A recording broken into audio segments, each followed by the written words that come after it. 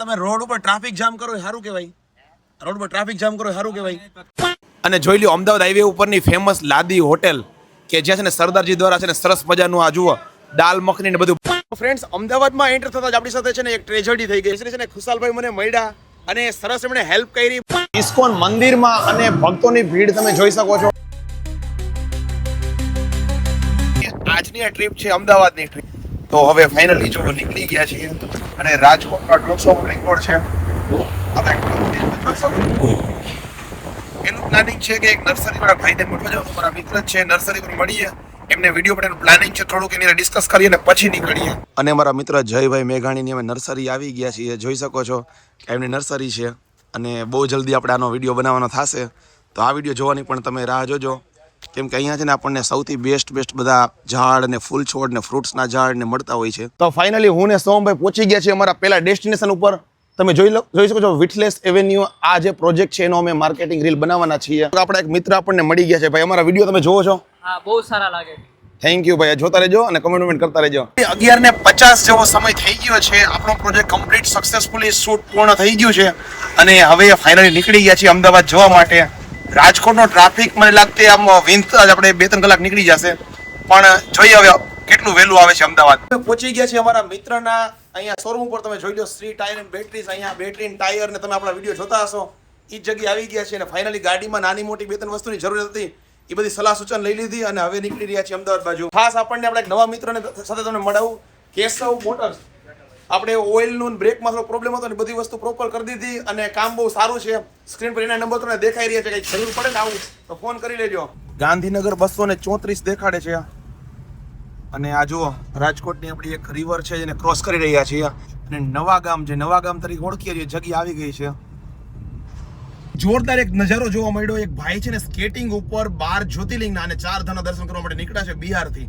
ભાઈ, આ story cover કરવાની બહુ મજા આવી. આપણો આ ટ્રીપનો ઇન્ટેન્સ એવો છે કે આપણે એવા મિલિયન્સ વાળા કન્ટેન્ટ ગોતી લઈએ.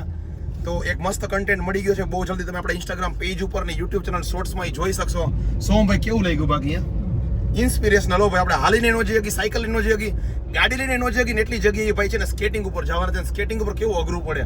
મતલબ કે આ બધે તમે રોડ તો જોવો, બધે ખાડા છે, સ્પીડ બ્રેકર છે, ક્યાંય એના સ્કેટિંગ હાલે એમ નથી, છતાં એ ભાઈ સ્કેટિંગ લઈને નીકળ્યા છે. એટલે સેલ્યુટ છે આવા લોકોને જે આવા એડવેન્ચર કરે છે. આપણે જનરલી છે ને ફોરેનના એડવેન્ચર જોઈએ ને કે ઓલા થાંભલે ચડીને પ્રપોઝ કરે ને આમ તેમ તો વાયરલ કરી દેતા હોય, પણ આવી વસ્તુ તમે ક્યારેક નજરમાં આવે ને તો એને શેર જરૂર કરજો.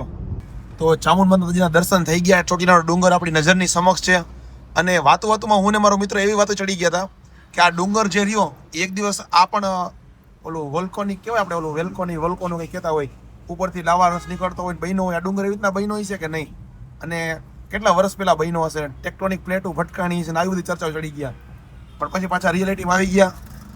જય ચામુંડા માતાજી. એક જગ્યા છે કે છે ને રાજકોટથી લોકો સ્પેશિયલી છે ત્યાં રાતે જમવા માટે આવતા હોય છે. એક્ઝેક્ટલી તમે સાચું સમજ્યા, સરદારજીનો ઢાબા જેનું નામ છે લાદી હોટલ, લાદી કે લોધી હોટલ જે પણ નામ છે. કે ઘણા રાજકોટના મારા મિત્રોની ખબર છે કે બધા સ્પેશિયલી રાજકોટથી 60-70 કિલોમીટરથી અહીંયા ડિસ્ટન્સ કવર કરીને આવતા હોય છે. એ જ જગ્યા તમને આજે વિઝિટ કરાવો ને આપણે ત્યાં જમવાનો આનંદ માણીએ. ચાલો, પણ ઘણી વાર મેં સાંભળ્યું છે કે રાતે જ જમવાનું હોય છે, પણ આટલી બધી ગાડી પાર્કિંગમાં છે એટલે મને લાગે હશે ખરા. જોઈ લો, ટ્રક માટેની હોટલ શરૂ કરી દીધી, આટલા ત્યાં ગાડીવાળા જમવા આવે છે. અને જોઈ લો અમદાવાદ હાઈવે ઉપરની ફેમસ લાદી હોટેલ કે જ્યાં છે ને સરદારજી દ્વારા છે ને સરસ મજાનું આ જુઓ દાલ મખની ને બધું બનાવે છે ને આપણને ખવડાવતા હોય છે. તો બપોરનો આપણે ભોજનનો આનંદ અહીંયા માણશું, એ પણ પંજાબી સ્ટાઇલમાં.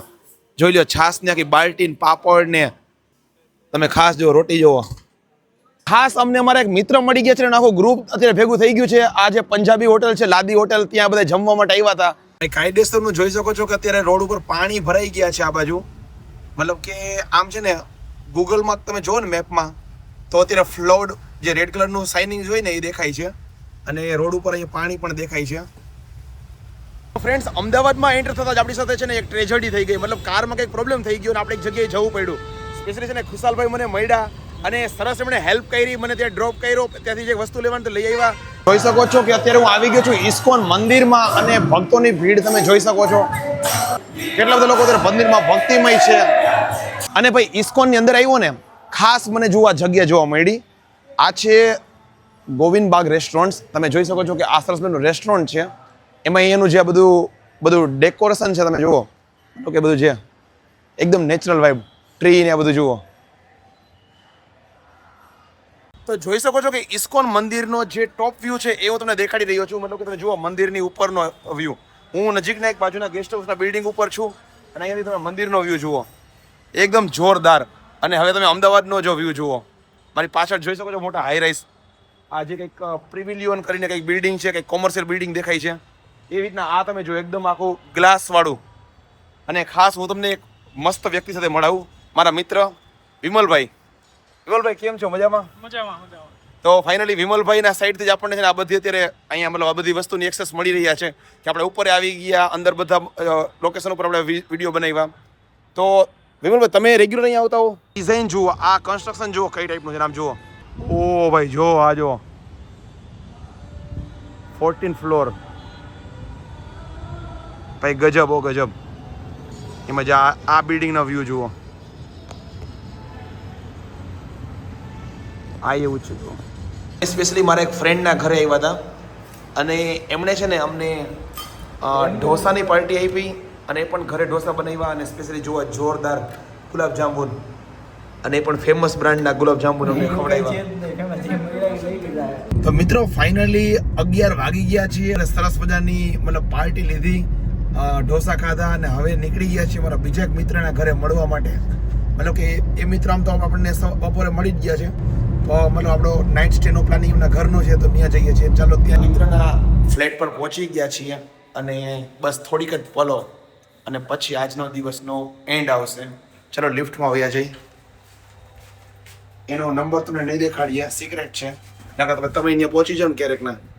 અમદાવાદનો નજારો